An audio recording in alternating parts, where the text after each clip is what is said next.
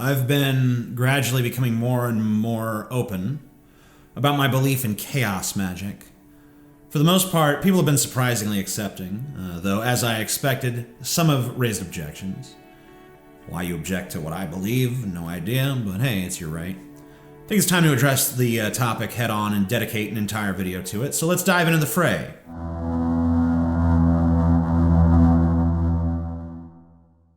Since chaos magic is, by its very nature, practiced differently by each individual, I believe it's important to clarify exactly what I mean when I talk about it. While I touch on that a little bit in a previous video, I'm going to aim to explore it in a little bit greater detail here. To truly understand chaos magic, we must first delve into the concept of chaos itself, both in its mystical and scientific dimensions. The word chaos originates from ancient Greece, where it described the formless void from which all of creation emerged, a primal, boundless state that was the foundation of the universe according to ancient Greek cosmology. There is some validity to this ancient Greek idea, by the way. Scientifically, it is justifiable to say that order does indeed emerge from chaos. For example, in physics, the second law of thermodynamics tells us that systems naturally move towards disorder or entropy. Yet out of this very disorder, complex structures can form. Stars coalesce from the chaotic swirl of gas and dust in space. Life evolves from the primordial soup of random chemical interactions. And even human thought patterns arise from the chaotic firings of neurons in the brain. Chaos, it seems, is not the opposite of order, but its progenitor. And in fact, I think that they're sort of cyclically linked. But what does science mean when it talks about chaos? In scientific terms, chaos refers to systems that are highly sensitive to initial conditions, a concept popularized by chaos theory.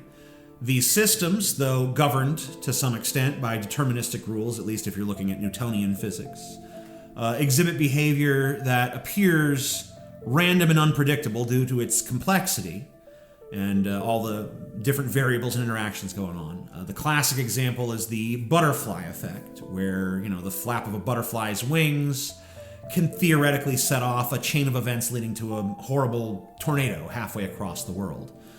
So chaos, in this context, is not the absence of rules, but an overwhelming intricacy of cause and effect.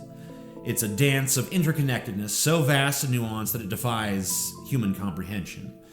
This scientific understanding of chaos complements its mythical origins, illustrating that even in the most unpredictable and turbulent systems, there exists a hidden order waiting to be uncovered. Now, I want to make it clear that I am not saying that chaos magic is a science. If it were, it would conform to empirical validation, to repeatable experiments, and adherence to strict methodologies, qualities that are fundamentally at odds with the deeply personal and subjective nature of magic. Chaos magic is not about proving a hypothesis. It's about engaging with reality in a way that bends perception, alters meaning, and unlocks new possibilities. Science seeks to understand and explain the world. Chaos magic seeks to interact with it, shape it, and in some ways defy it. Where science is rooted in objectivity, chaos magic revels in subjectivity. It embraces symbols and rituals and belief systems as tools, not truths, with the understanding that reality itself may be far more malleable than it appears. The parallels between chaos magic and chaos theory lie in their shared acknowledgement of complexity and unpredictability, but their purposes diverge. Chaos magic is about tapping into the chaotic potential of the unknown and using it to manifest change, not through a series of equations, but through your own will and your own imagination and through experimentation. So how do we arrive at the assertion that reality is perhaps more malleable than it appears? Well, we can arrive at it in a few ways. The first way we arrive at it is simply by arriving at it, basically a leap of faith, an irrational declaration. And that's the easiest way to get there, but if you're not comfortable with that, and I know that, a lot of people aren't, but let's hold on to that thought for a second. Let's set that aside. We're going to pick that thread up in a minute. There are other ways to arrive at the idea, paths that are more grounded in observation and reason. One such path is through neuroscience, which reveals that much of what we perceive as reality is actually constructed by our brains. Our senses gather fragmented information from the world, and our brains piece it together into a coherent picture. This picture is not, the world itself, it's an interpretation of the world, but it's the world that you live in. Consider optical illusions, or the way memory works. Both demonstrate that the mind does not always present us with an objective reality. Instead, it filters, reshapes, and sometimes outright fabricates experiences. If our perception of reality is already so malleable at a neurological level, why should we not entertain the idea that it can be intentionally influenced through will, belief, and ritual? Now, this is not just speculative. It's a recognition that our minds are the primary interface through which we engage with the world. If we can alter that interface, even slightly, we can alter the reality that it presents us with. Anyone who's ever done any sort of mind-altering drugs already knows the inherent truth of that statement. But I see the shortcoming. I'm not blind to it. Is altering perception the same as altering external reality? Probably not, but you don't live in external reality, do you? You live in the model of reality that is interpolated by your brain. Your entire experience of existence is mediated through the model your brain constructs, and that model is not some exact replica of external reality. It's a highly subjective interpretation tailored to your survival and experiences. So while altering perception may not change external reality in a physical sense, it absolutely changes your reality, the one that you live in, the one that you navigate, the one that you make your decisions within. Let's arrive at the assertion a different way, though. This time using the so-called physical sciences. At the quantum level, reality behaves in ways that defy human common sense. Particles exist in states of probability rather than certainty, and their behavior appears to be influenced by observation itself, a phenomenon famously illustrated by the double-slit experiment. The act of observing or measuring a particle collapses its wave function, forcing it into a defined state. In other words, the mere presence of an observer changes the outcome. You're not going to believe this, but we can change the pattern on the far wall simply by not watching which slit the photons pass through. I know it sounds crazy, but in every trial ever conducted, the outcome depends on whether or not the experiment was observed.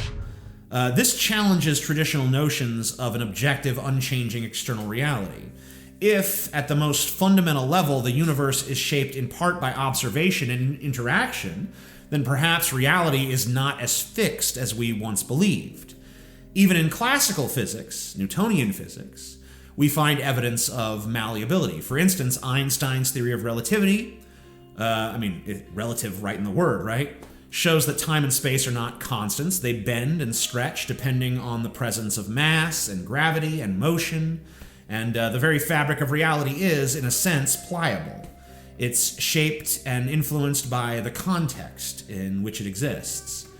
But let's not lose the plot here. I don't want to be just woo-woo, throwing the word quantum on things to justify some irrational shit. These are all ultimately just post hoc rationalizations for a conclusion that was arrived at via a leap of faith. Chaos magic cannot be scientifically proven because it is inherently irrational. But this is where we pick up on another thread, one we left behind earlier. Remember that thread we were plucking at and then we decided to move on from it? Because, science itself also has to make some leaps of faith. It has no choice but to do so. The biggest leap of faith that science takes, for example, is one of the most fundamental assumptions of all of science, which is that reality exists. What evidence do we truly have that reality exists? We have our senses, the very senses that we recognize are fallible and easily deceived, as countless optical illusions and numerous documented cognitive biases reveal. The tools we use to measure reality, those tools are designed by us, based on our limited understanding of the universe. And philosophers have long wrestled with this question. René Descartes famously reduced existence to a singular certainty via cogito ergo sum. I think, therefore I am. Beyond that, everything we experience could theoretically just be an illusion or a simulation or a dream. Yet science, by necessity, assumes that an external reality exists and that it operates according to consistent laws and that our observations can reliably uncover those laws. Those assumptions are leaps of faith, foundational axioms that cannot be proven but must be accepted in order to proceed. And really, even if you want to get really deconstructive, Descartes' famous cogito ergo sum, I think therefore I am, can also be thrown into doubt. The statement presumes a singular I doing the thinking, but modern neuroscience challenges that very notion. Neuroscience suggests that the self is not a cohesive, stable entity, but rather a construct, a narrative stitched together by various regions of the brain working in concert. There is no singular I that is pulling the strings. Instead, what we call I is an emergent phenomenon, a product of countless processes occurring simultaneously in the mind and in the body. From the firing of neurons to the interplay of memories and emotions and sensory inputs, the self appears to be less an independent operator and more of a collage of momentary experiences held together by narrative perception. This means that even the act of thinking, which Descartes relied upon as proof of existence, becomes kind of nebulous. Who or what is doing the thinking? Is it a unified I, the concept of self, or is it simply the brain firing off thoughts and then assigning the ownership to them after the fact? If the self is an illusion, then cogito ergo sum might be little more than a comforting story that we're just telling ourselves to make sense of our existence. Anyway, I don't want to wander too far off course here. Let's refocus. What is chaos magic? Fundamentally, it is an irrational and subjective idea that embraces the fluidity of belief and the malleability of perception. At its core, chaos magic is the practice of intentionally shaping reality, not necessarily the external physical reality, but at the very least the subjective reality that we actually inhabit. And we do that through will and through belief and through ritual. It operates on the principle that belief itself is a tool, not a truth. Chaos magic doesn't demand allegiance to any specific doctrine or to any specific deity. Instead, it encourages practitioners to adopt and discard beliefs as needed, using them as instruments to achieve desired outcomes. And in this way, it's less about what's true and more about what works. Unlike traditional forms of magic, which often rely on rigid systems or established traditions, chaos magic is fluid and experimental and deeply personal. It allows for the blending of symbols and ideas and practices from a variety of sources: mythology, science, pop culture, or even just shit you made up. The goal is not to discover some ultimate truth behind the veil of reality. It's to explore the possibilities of perception and interaction with reality. In essence, chaos magic acknowledges that if the self and if reality are constructs, then they can be reconstructed. It invites practitioners to become the architects of their own experience, wielding belief as both a tool and a weapon to reshape the narrative of their own lives. And this is where the real power of chaos magic lies, not in proving its validity, but in its ability to make change happen through the sheer force of intention. The most powerful chaos magician of our time is a guy who probably has never even heard the term chaos magic. His name is Arnold Schwarzenegger. Now think about it. Here's a guy who started as a young bodybuilder in a small Austrian village, and he had a nearly impossible dream. He wanted to become the world's greatest bodybuilder, and then a Hollywood superstar, and then eventually a political leader. And by all accounts, I mean, the odds are obviously stacked against the odds of accomplishing one of those things, astronomically low. Especially when you're a guy from Austria who doesn't speak English, who does not look like what a traditional actor at that time looked like. You come from a modest, impoverished, really, background. So how did he actually end up accomplishing all of those things? Well, he's happy to tell you, and if you listen to him speak about it, he tells you the most powerful tool in his arsenal was belief. Everything I ever did, the thing that I heard out of people's mouth was, that's impossible. That can't be done. Or no. Imagine, you go from studio executive to studio executive, from agent to agent, from manager to manager, and they all said exactly the same thing. But you know something? I didn't give a shit. Because I believed that I can be a leading man. I believed that I could be another Clint Eastwood or another Burt Reynolds, or another Warren Beatty, or whatever those characters were, Charles Bronson and so on. I believe that there could be those people. He would spend hours simply envisioning himself accomplishing these things, convincing himself of their inevitability. Visualization is a huge part of Chaos Magick for the same reason it's a huge part of Arnold Schwarzenegger's routine when he was trying to achieve his unlikely dreams. Visualization fortifies the will, and nothing is more important in magic than will. And why is that? Because will is the force that bridges the gap between belief and action, between intention and manifestation. Without will, belief is just idle, doesn't mean a thing. Rituals are empty gestures. Will is what transforms the abstract into the tangible, the imagined into the real. Arnold Schwarzenegger's use of visualization was not just some passive exercise in daydreaming, it was an act of sheer willpower. By envisioning his success as not just possible, but inevitable, he aligned his actions and decisions with that vision. He didn't merely hope for his dreams to come true, he willed them into existence through relentless focus and unwavering belief. This mirrors one of the key principles of Chaos Magick. The practitioner must commit fully to their chosen belief or ritual, treating it as though it were absolutely real, even if only for one moment. This temporary suspension of doubt empowers the will, allowing it to override the inertia of skepticism or hesitation. Arnold's visualization practices demonstrate this principle in action. An unshakable belief paired with decisive effort can alter the trajectory of life. Just as a Chaos Magician's rituals aim to alter the subjective reality that they experience. And in both cases, the key is that the will does not ask permission. It simply asserts itself. It does not wait for validation from external reality. It shapes reality to align with its intent. And that is why will is the cornerstone of both Arnold Schwarzenegger's success and the transformative power of Chaos Magick.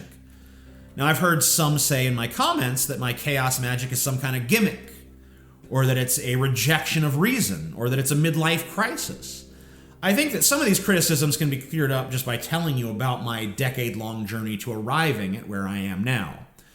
So, despite my perfectly good understanding that the odds are always in favor of the house, I've always enjoyed gambling. My favorite game is Roulette. I only play it a few times a year, but I always relish the game. And like most people who love the little spinning wheel, I occasionally get little pinpricks of intuition about certain numbers, right? And, as you would expect, they're usually wrong. Occasionally they're right, but it's all just odds and guessing, of course, basic probability. But because I always hedge my bets, I usually end up winning more money than I lose, although like all gamblers, my luck runs hot at times and cold at others. And that's also just basic probability stuff. That's to be expected. There's nothing remarkable about any of that. Most people with patience can grind some money out of a roulette wheel if they're really willing to sit there and play very conservatively and they resist the urge to look for like the big win, right? Anyway, about a decade ago, give or take a few years, I was in Las Vegas and I was playing roulette. And all of a sudden, with seemingly no catalyst, a very strange feeling came over me. It was as if my whole body began to just subtly vibrate. I was filled with this huge surge of endorphins. I felt this very happy sort of mania wash over me. And it was unlike anything I've ever experienced before, but the closest thing I can really liken it to is not necessarily an orgasm, but like the moment that an orgasm is approaching, right? Like when you're about to have an orgasm. And accompanying that feeling was a certainty, an absolute conviction that the next number was going to be 33. And I didn't question the feeling in the moment because it just felt so good. I placed a large wager on that number and I won. I won big. And that feeling continued for another spin and I won again. And I believe that second number was 27, but I could be mistaken. And after those two wins, the feeling dissipated and my luck returned to its normal course. Now, as a fairly staunch skeptic at that time, I was a bit bothered by this event. How had my strange feeling of absolute certainty been correct twice in a row? Now, the odds of guessing the right number in roulette are 1 in 38, not too crazy. But the odds of guessing the right number twice in a row are astronomically smaller, about 1 in 1,444, or about 0.069%. Still, on a planet with billions of people, events that are unlikely happen all the time. But I just couldn't shake the feeling that I had not been guessing, that I had somehow known what the next numbers were going to be. But years went by and I largely forgot about the event. I, put it out of my mind.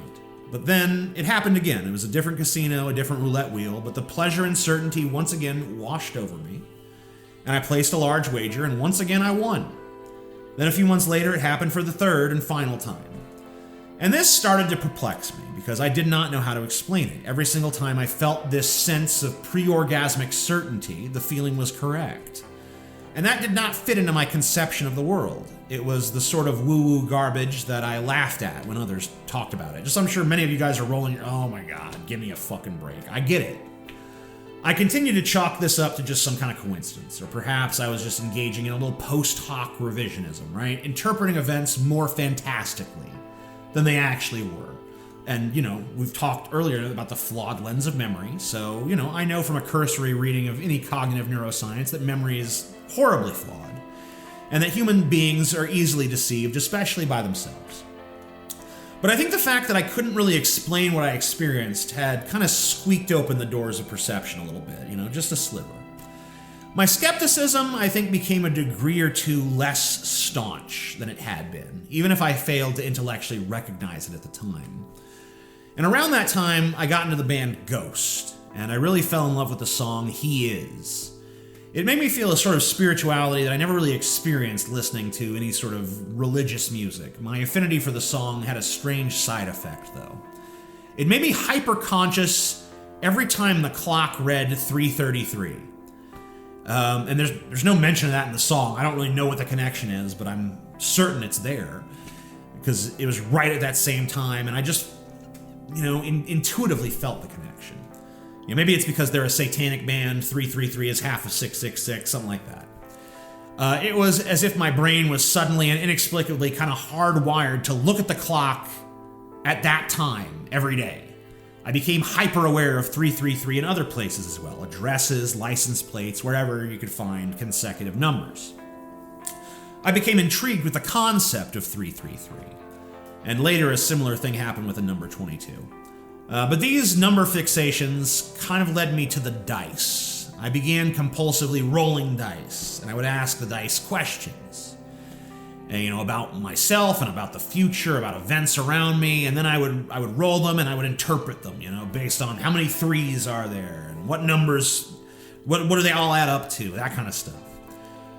More than reading the dice, I began to personify them, sensing some sort of being conversing with me through them. I could sense its personality, I could sense its general demeanor. It was an impatient trickster. It was neither good nor evil, but practical in its applications of morality. It had a sense of humor, a snarkness, but also a sort of wisdom. And all of these attributes I saw just looking at these dice, and I knew I was indulging a very irrational side of myself, but there I was, reading dice like some kind of mystic reads tea leaves, right? And a couple of years ago, I saw a meme on Instagram, and I don't remember what the meme was, but it must have amused me because I followed the account that posted it. And this account turned out to be an account that was devoted to posting memes about something called Chaos Magick. And the longer I followed the account, the more I noticed that the memes that it posted resonated with me far more than most memes do. And so I began to get curious, just what the hell is Chaos Magick? So I looked it up. And I found that Chaos Magick is a modern-day system of occult practices that emphasizes the fluid, personal nature of belief. Unlike other traditions, it does not adhere to any fixed dogma or external structure. Instead, it posits that belief itself is just a tool, one that can be shaped, discarded, and replaced as needed. The magic of chaos comes not from the powers of supernatural beings, but from the manipulation of one's own beliefs and will. It acknowledges that the symbols, rituals, and deities that we interact with are all constructs of our minds, malleable and adaptable to our own unique understanding. Chaos magicians believe that by shifting perspectives and embracing the notion that reality itself is subjective, they can alter the very fabric of their personal experiences. In this framework, gods and symbols are not universal forces, they are instead internal reflections, open to interpretation, and they can be imbued with whatever significance the practitioner chooses.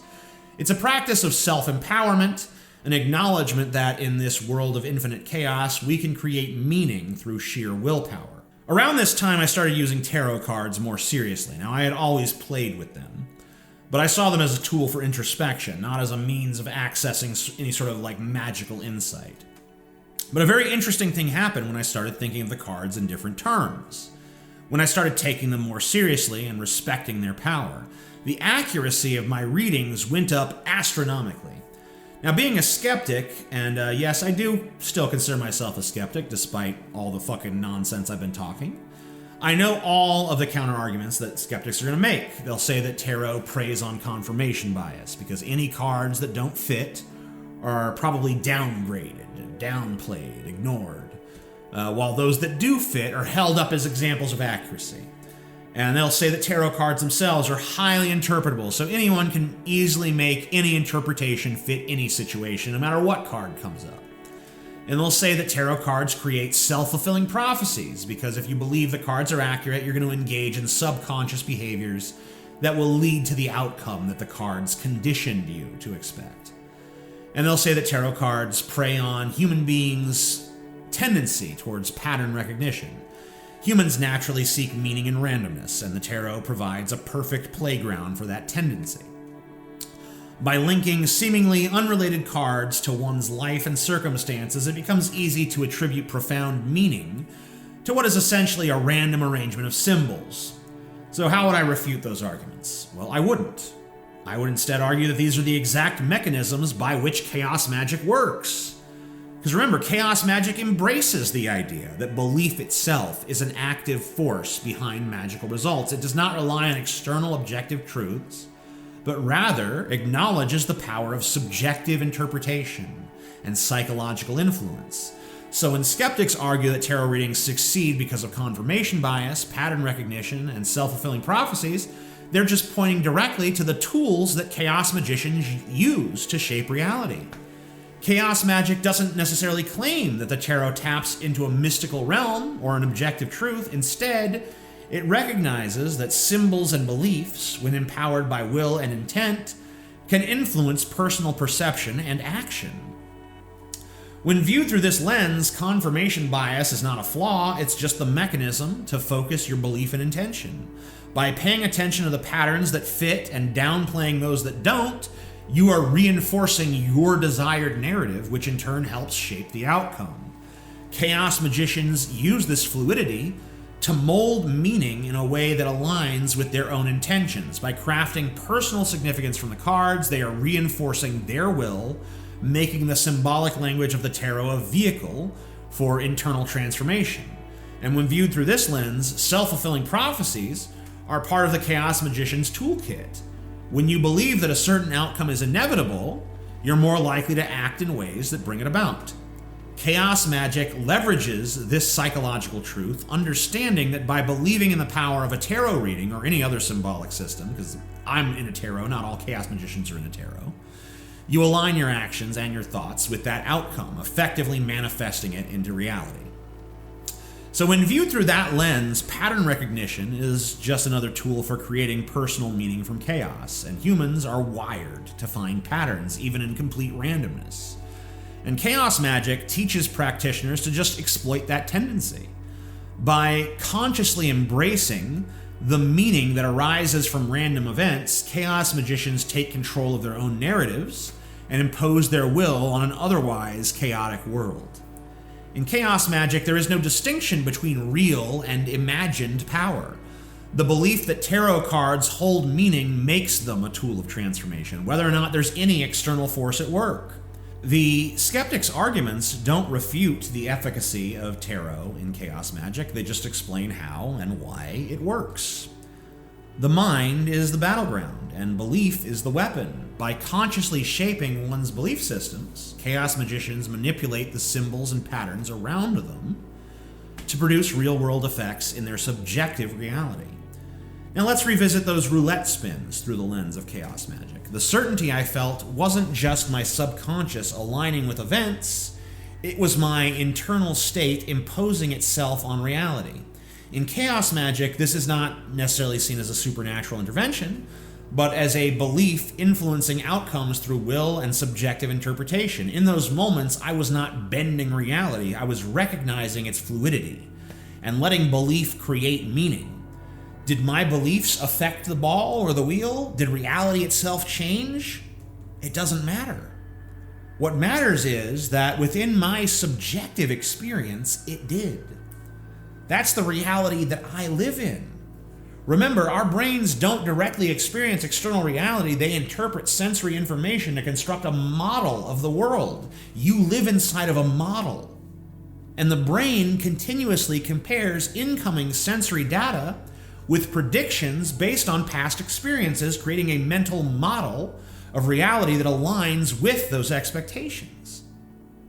So the question to me is not, did my belief influence reality? The question is, do I believe it did? And the answer is yes. Without knowing it, I was practicing chaos magic, as I think many people unwittingly do, especially in this post-truth age. Now let's return to me rolling the dice and feeling a presence. What was that presence? Was it an angel? Was it a demon? Was it a god? Was it a devil? Well, in chaos magic, it's just called a servitor, a psychological or magical construct. It's a projection of the practitioner's will, given personality and attributes, designed to help achieve goals or influence events. In other words, it was a figment of my fucking imagination, like I always thought it was, but that doesn't diminish its power. In chaos magic, the line between real and imagined is irrelevant.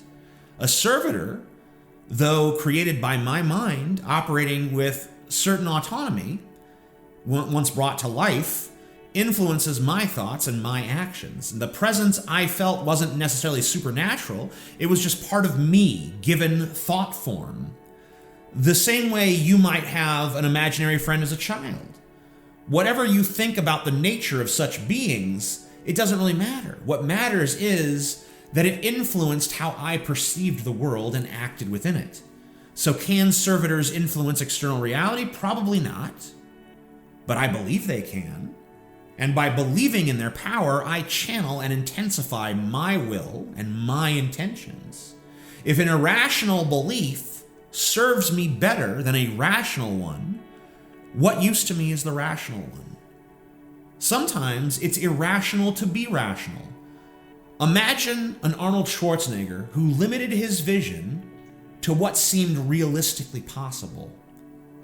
Without belief in his improbable goals, he never would have achieved them. I've long valued a rationalist worldview based on science and critical thinking, but if irrational beliefs better serve my will and my goals, why hold rational truth in higher regard? Don't get me wrong, rational truths help us understand the external world. There's no reason to throw them away. They're useful in their context and for their purposes, but irrational beliefs can motivate us, inspire us, and drive us beyond the limits imposed by our own doubts, or by those instilled in us by society, or by our peers, or by the media, or whatever. The value of a belief ultimately lies in its effectiveness.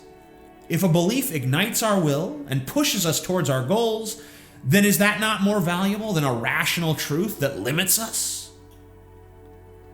That doesn't mean abandoning science or abandoning skepticism. Science is crucial for understanding the objective world. But when it comes to personal experience, our desires, motivations, and actions, irrational beliefs can be just as powerful, more so.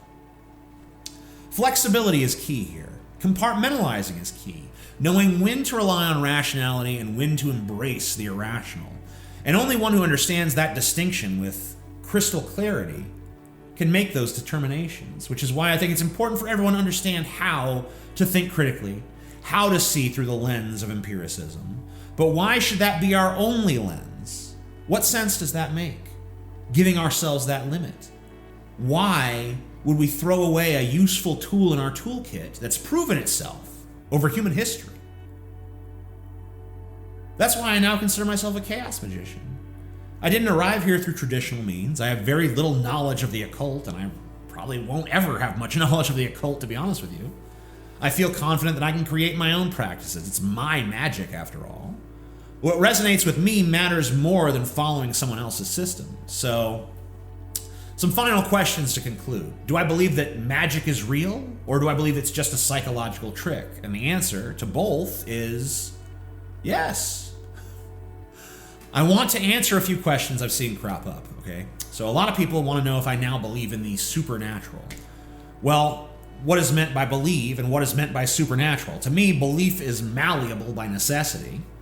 But more importantly, the supernatural is an incoherent concept. If something exists, then it's part of nature, and therefore it's no longer supernatural. But no, I don't believe in the supernatural, but I do believe that things currently considered supernatural may one day be demonstrated to be real. I think it would be silly to say no to that, right? The possibility always exists. Even the most avowed atheist will admit, usually, that there is some remote possibility that God is real.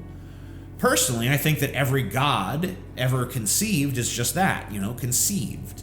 We created them to fulfill our own psychological needs. Therefore, they came from within us, right? Therefore, we are the true gods of this world. The gods of our myths are merely reflections of us, aspects of our humanity, aspects of our relationship to a universe that we struggle to understand.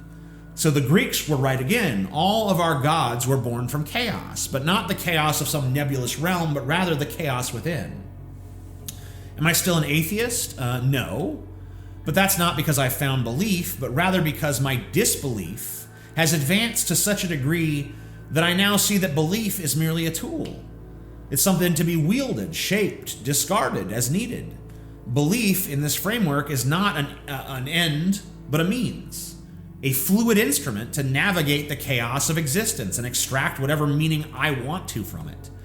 My journey into chaos magic has not brought me closer to the gods of old. Instead, it has brought me closer to an understanding of the immense power within the human mind.